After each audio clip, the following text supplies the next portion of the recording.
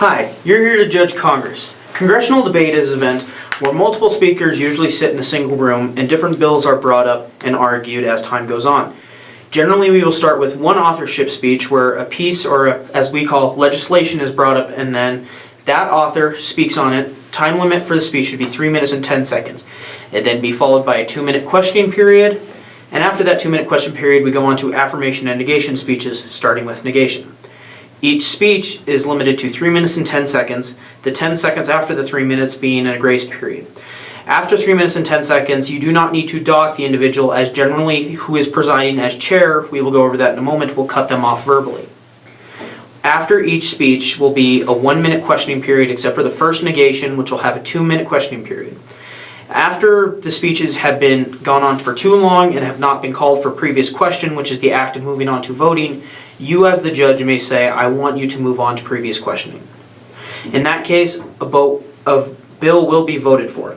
Now, you do not judge on whether or not the bill is passed or fails. You judge on how they are speaking, the facts that are brought up, and generally just how the person does. The more speeches, the better, but just because someone gives more speeches doesn't necessarily mean they will win. You will have someone up at the front who will help you and will take care of most of the timing issues, known as the chair.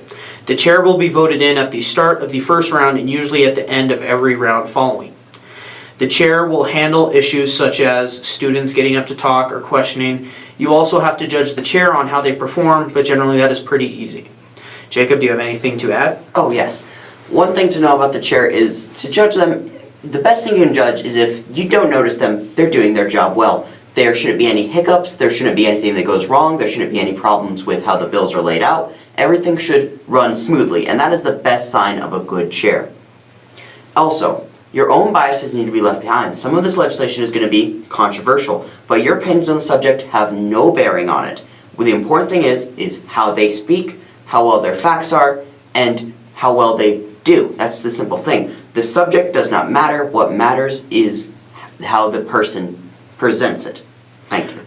And that is, hopefully you have fun debating congressional debate. Honestly, it is one of the more fun and potentially hectic events within speech and debate, but hopefully it'll run smoothly for you. Thank you.